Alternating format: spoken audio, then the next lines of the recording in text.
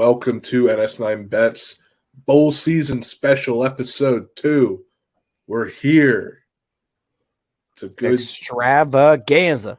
It's a good day to be here because we're talking about some okay football games. We are on the second step.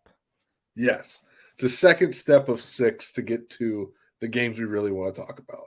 Exactly. And if you're watching this, I am already 4-0. Pat me on the back.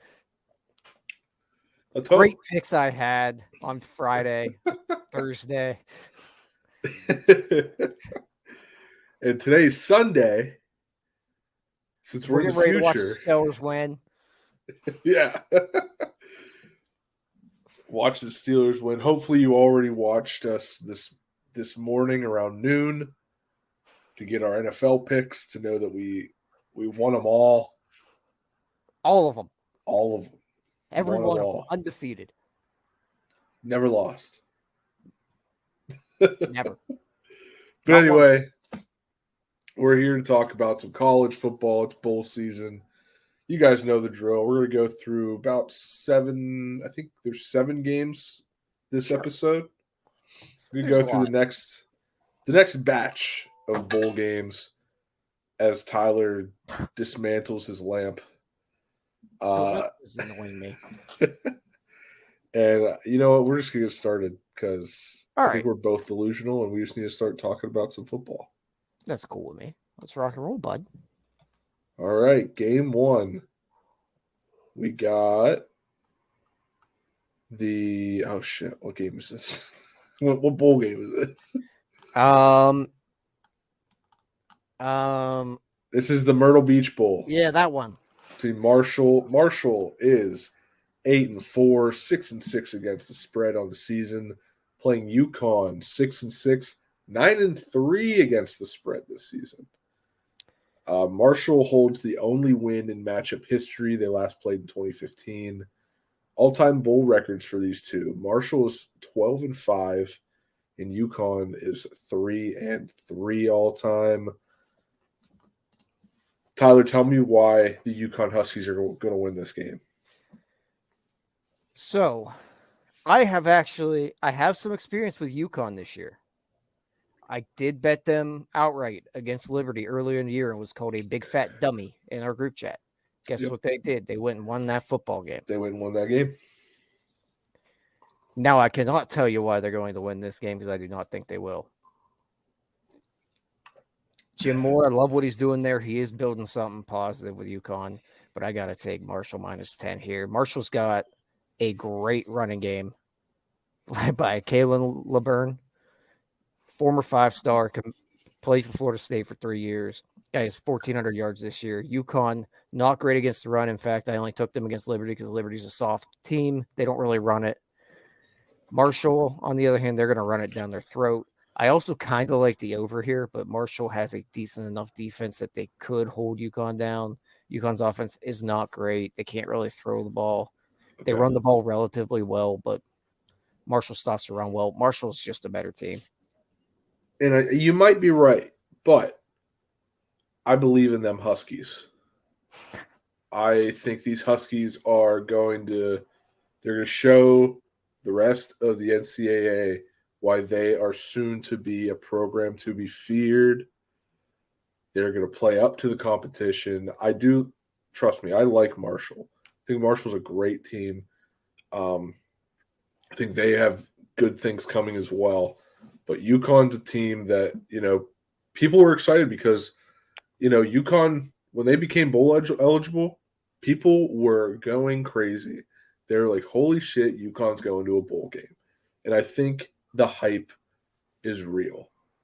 So I'm going to take UConn to cover +10. They could win outright, but I'd like to stay safe with the cover. I mean, UConn's done nothing but cover all year. Exactly. They really have. Marshall, though, as long as Kalen LeBurn's on the team and UConn cannot stop the run, I got to ride Marshall here. Once again, though, I do also like the over. Right. It's a low over, 41 points. And not to mention, we did just see Army beat the living daylight out of UConn Right. and run the ball down their throat. Yes. But anyway, we're going to move on quickly here. Moving on to the my favorite bowl, the Idaho Potato Bowl. We got Eastern Michigan, ESU versus San Jose State. San Jose State is favored here. I think rightfully so. What are your thoughts? Yeah, I'm with you here. I like San Jose State in this one. Good defense. Don't know much about either one of these teams, truthfully. The MAC wasn't that great of a conference this year, so Eastern Michigan might be propped up a little bit by that. San Jose State, like I said, good defense. Neither team really is going to light it up on offense. I'm just going to roll with the better defense here. Right. So usually I'm a big Maction guy. This year I did not watch a lot of Maction. You're working. I was working. Well, no, they played on Tuesdays. You were podcasting. I was podcasting. You're right. So usually I would go with the Maction team, but I am familiar with San Jose State because we cover them at work on one of our regional channels. So, with that said, anytime I watched a San Jose State game, they absolutely just dominated games anytime I was watching. By the way, I forgot to give us our stats on this game. Eastern Michigan's 8-4, 6-6 against the spread. And I'm about to regret what I just said. San Jose State 7-4, 4-7 against the spread. So they didn't dominate that. You know much. what? Maybe they were just heavily favored and they couldn't reach up to that. Right. So ESU holds the only win in matchup history, which happened back in 1987. All-time bowl records: ESU is 1-4 in bowl games, and San Jose State is 7-4. So with that said, you know what I'm going to say. San Jose State knows how to show up when the lights are brightest. So. Who is ESU? Eastern Michigan. You're right. EMU. EMU. It's EMU. So you're like, is it Eastern State Michigan University? What? No, I was wrong. It's EMU, not ESU. All right, so we're both on San Jose State here. San Jose State. I honestly, I might push this to -6.5 because I think they're just going to blow them out of the water. Yeah, I'm just going to be comfortable here at that 3.5. I don't. If it gets too crazy, I probably will stay away. But right, and I mean, I don't know too much more about this game, so it's like I don't know if anybody's not playing, if there's a coaching change, but not that I have seen. No, not that we have seen. It's not on our radar, so we will move on shortly once I get it set up here. We got it. Who's this? What bowl is this? We have the Boca Raton Bowl. Liberty 8-4. I should bring it up on the screen. Liberty 8-4, 5-7 against the spread versus Toledo, another MAC team. 8-5, 5-8 against the spread. All-time record here: Toledo leads the series with 3 wins to Liberty's 0. Liberty lost their last matchup, obviously, in 2007. That was their last matchup. All-time bowl record: Liberty is 3-0 in bowl games, while Toledo is an 11-8 record in bowl games. So, I don't Give know. me it, Cody. What do you like? I don't know. I wanna just trash Liberty here. Be like, Liberty's not going to have it, but I also think that Maction didn't have it this year. I think Maction may not win any bowl games. All right, can I try to convince you on why to take Toledo here? Throw it at me. All right, Liberty is in flux. They are a straight dumpster fire at the moment. Hugh Freeze out the door. Oh, that's right. Hugh Freeze is gone. They will be coached by an interim this week. Not to mention, Liberty has lost, I believe, their last 3, and they were very bad losses. A loss to New Mexico State in there, the Yukon losses in there. You could probably just scroll down and look at them. Probably just be easier than me. That's Toledo. That would be Toledo and Liberty, Virginia Tech loss, as loss, well. loss. Virginia Tech, another 3-9 team. Liberty is limping into this game. They Not to did blow mention, BYU out of the water, though. that was a long time ago. You're not wrong. Toledo, I mean, they're a fine MAC team. I just think it's more about Liberty here. They're limping into this game. They have an interim coach. They've already hired their new coach. The interim coach is at practice posting photos on Twitter of them having a water balloon fight. I'm taking Toledo. I don't want my team having water balloon fights before a bowl game. Interesting. See, with Liberty, what I'm thinking is if they're having water balloon fights, it means morale is high. Morale is high, and they're cohesive. Sure, they don't have their coach. Hugh Freeze is gone. But the players are there. The players are like, we want to play this game. We want to win this game for us. But then again, you have this Toledo team. Now, Toledo has only covered one of their last 5 games. However, Toledo is coming off a MAC championship. This is true. They are at the highest of highs at this moment. Liberty is at the lowest of lows. Right. Liberty is limping into this game as much as you can possibly limp into a game. So let's go back to what we got here. Spread is 5, over-under is 54. I'm going to say the safe play is under 54 here. I don't see much scoring happening. I'm on Toledo here -5. I think they might beat them by 30. All righty. It's fair to say. It's taking way longer than it usually does to get these games up. But we got it. It's here. Next matchup is New Orleans Bowl. Going down to the Bayou. We got Western Kentucky versus South Alabama. USA. Good old USA. Taking on WKU. Here's our stats of the game. WKU 8-5 on the season, 8-5 against the spread, versus University of South Alabama, 10-2 record on the season, 7-5 against the spread. South Alabama holds the only win in matchup history. Their last meetings in 2013. All-time bowl records for these teams. Western Kentucky 5-3. South Alabama. I keep wanting to say Southern, but I know it's not Southern. South Alabama 0-2 in bowl games. Neither team has a national championship. So, that said, I like the Hilltoppers. Yes, this line is going to be really interesting to watch here. I've seen it as much as 7.5. And a lot of that has to do with Austin Reed, the Western Kentucky quarterback. He announced he was going in the transfer portal. Today, he announced he is returning to Western Kentucky, so I'm assuming that he's going to play in this game. Threw for 4,200 yards this year, 36 touchdowns. Following up Bailey Zappi, just shattering records for fun.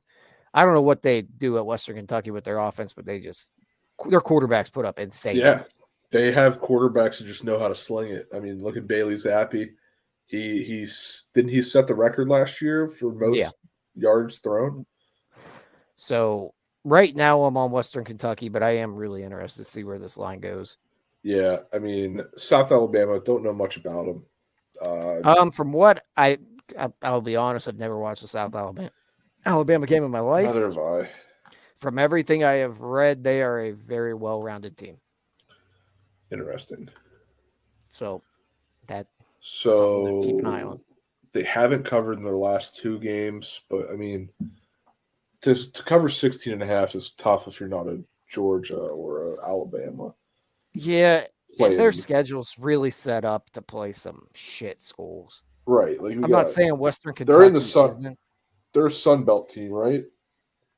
I honestly don't I'm even only know. guessing that because they played Texas State and Arkansas State, which are both Sun Belt teams. Is that Old Dominion? Yeah, they played Old Dominion to Is Old round out Dominion a D1 school or are they FBS or I FCS? think they're FBS. For some reason, I thought they were FCS.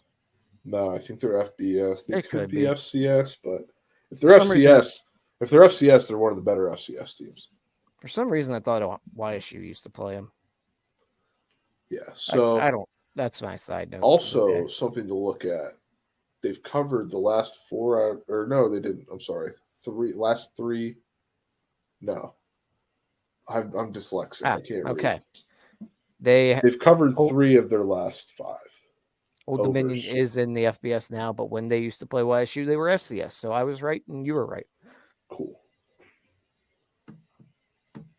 Anyhow, yeah, I like the trend here. Right now. The trend here with South Alabama is that they win. But anyway, let's go to Western Kentucky. Let's look at them. They've covered the over in their last 2 games, but they lost to Auburn, which I guess just throw that out. That's going to happen. Then they barely beat Florida Atlantic, but they put up points. Which also might put the over in play here. Right, but the over, I think, for me is too big at 56. It is. Actually, I think the over might really be the play at this moment. Look at how much it has dropped, and that's probably all Austin related. True. That's true. So it hasn't rebounded yet. So I'm sticking with the plus 4.5 for Western Kentucky. Give me the Hilltoppers here, like we just discussed. Quarterbacks for Western Kentucky as of late, they just know how to sling it. And with their guy coming back and not going to the transfer portal, just helps their case. So yeah, I feel like this will actually be an entertaining game. It should be, and I honestly might jump on that over right now. Good call. Before it rebounds. Right. All right, next game.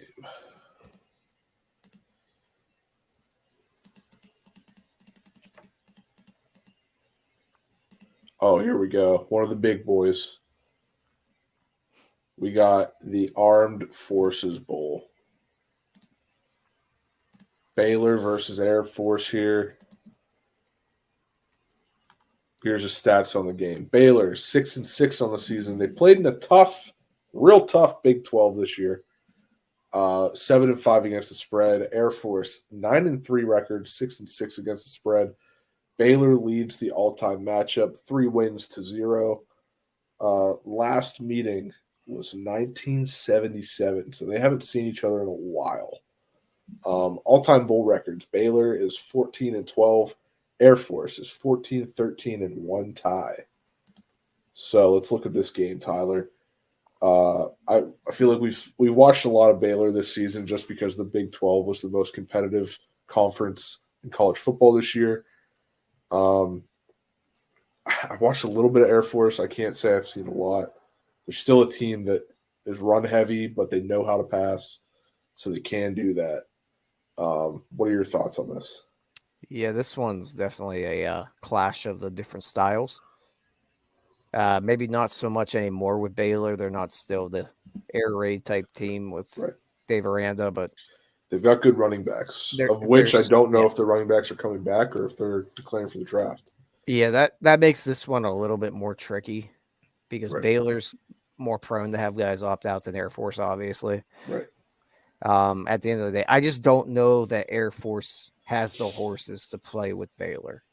I agree. So I want to take Air Force in this game and say they can just suck the life out of it and squeeze all the air out of that football. I just don't know if they have the dudes to really play with a Baylor. Right. And the line movement here, I would have loved this at 5.5 where it opened. 6 is tough. But I'm still going to take it at 6. I am too. They'll win I think they win by at least a touchdown. At most, they win by like 11, maybe.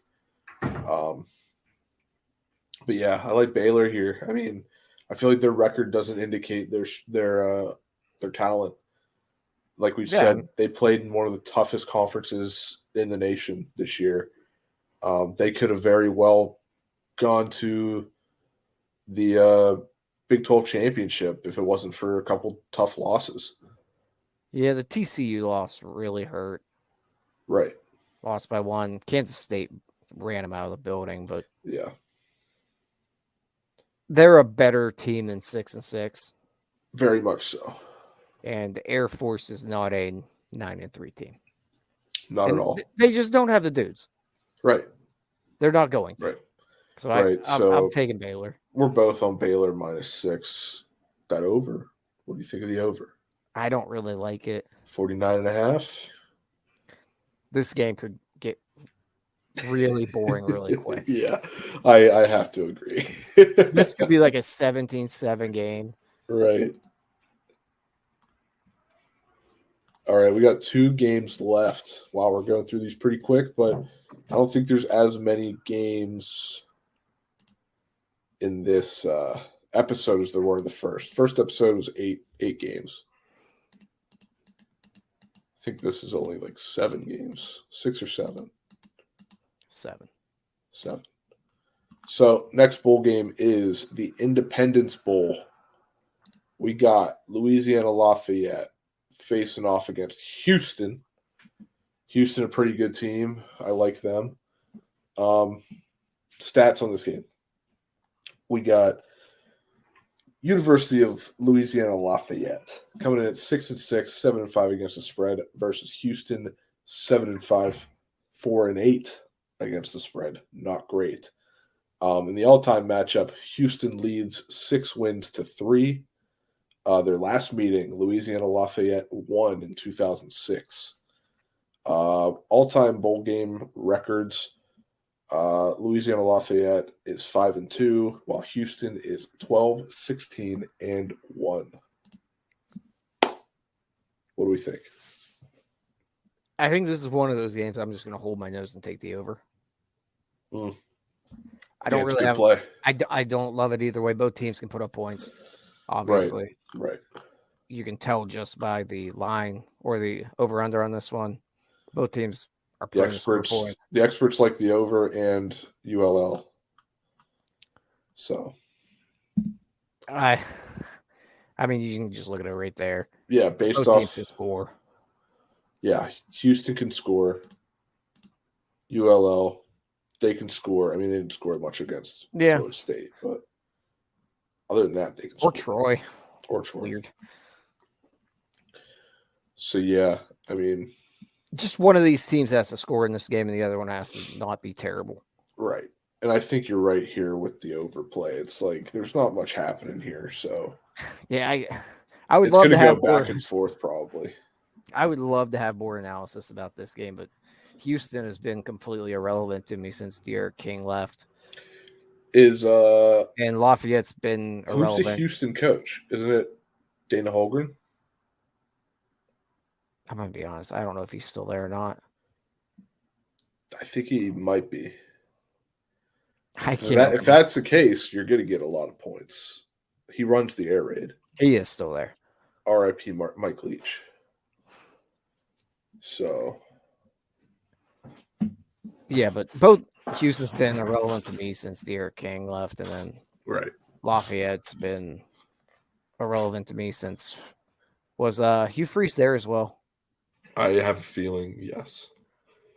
I can't quite remember if it was him or no, he was not there. Or was it Billy Napier?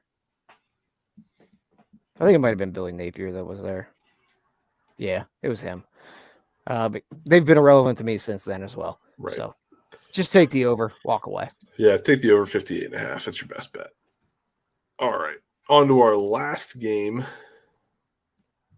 And I believe it is the Independence Bowl. I just got to pull it up here. All right.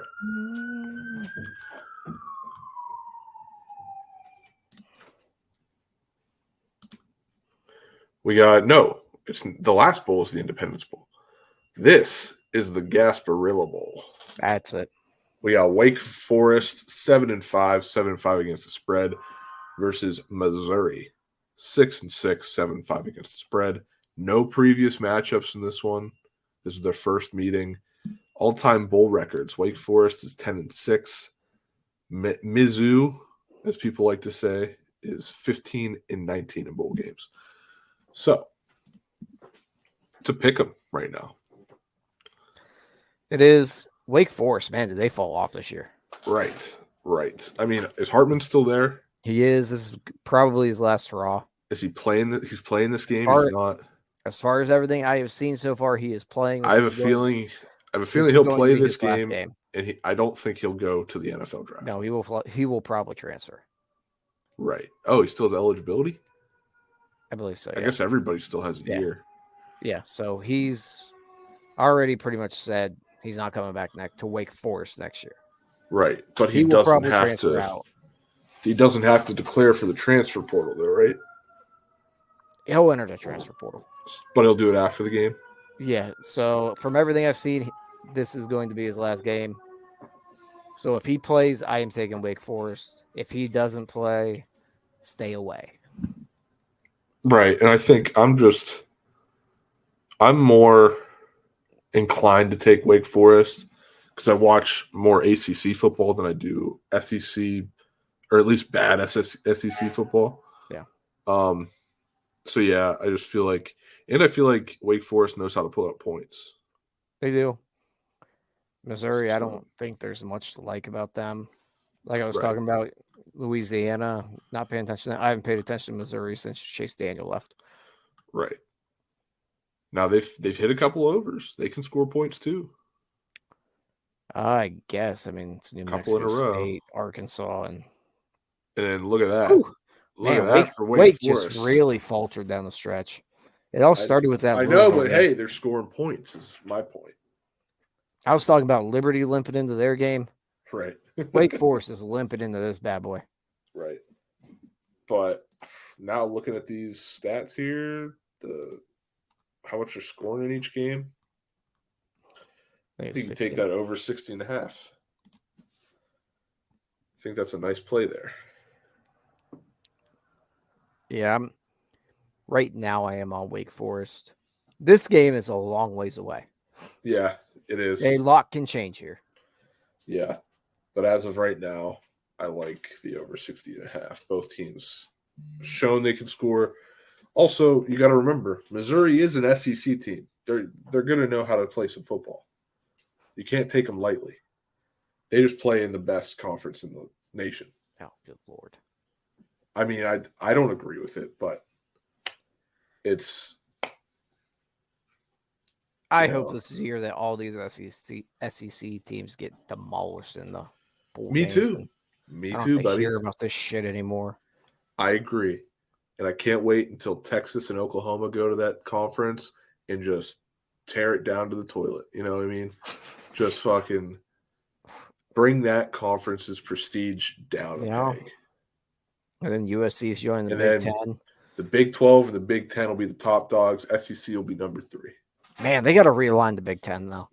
Yeah, I don't know why they allowed USC and UCLA to join. Especially with, I mean, I guess it still works with the Rose Bowl, but also it was like, usually it was like, okay, we get to see a West Coast team play an East Coast team. I mean, I get it. It'll make the Big Ten championship a lot better.